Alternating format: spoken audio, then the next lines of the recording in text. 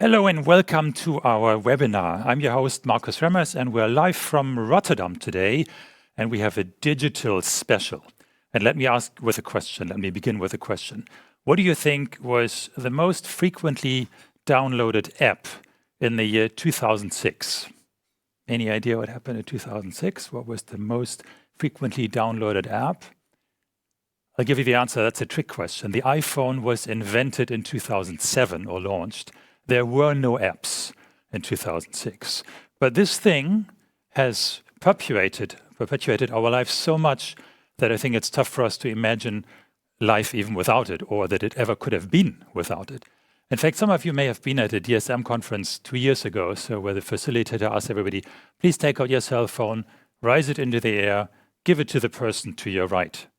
And then everybody did that, and then he said, do it one more time, the phone that you just get, move it to the person to your right.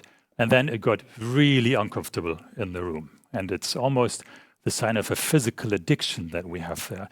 So this thing has disrupted the way we interact with people, the way we gather information, the way we buy stuff, the way we look at things. And as much as it has disrupted our private life, I'm wondering, has our professional life also adhered to this kind of disruption? Have we allowed digital to penetrate our professional life in the same way? Another story. A couple of years ago, an irate father called Target in the US, big supermarket chain. And he said, are you guys crazy? You are sending pregnancy article advertisements to my under-year-old 16-year-old daughter. Are you seducing my minor here to get pregnant? This is totally unacceptable. What is wrong with you people? That was a big stink. It made it into the media.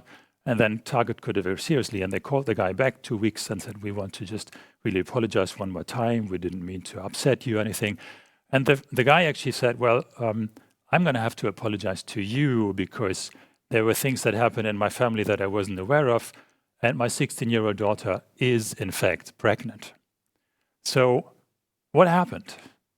How could it happen that Target knew that members in the family are pregnant before the family knows it themselves?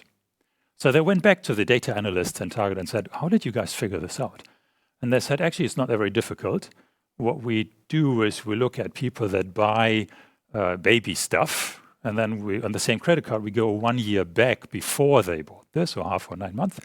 And then we found patterns that, in fact, 9 months before, pregnant women tend to change the cream for the tan cream for their skin, because typically they go to more organic products because they don't want to expose their skin to nasty chemicals.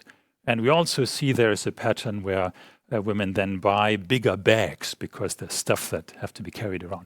And there were a couple of more things which correlate very clearly with pregnancy.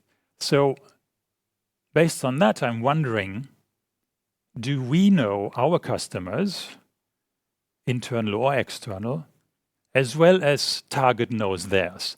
Are we squeezing this type of information out of our data in the scientific and other ways to make a difference and be ahead of the competition?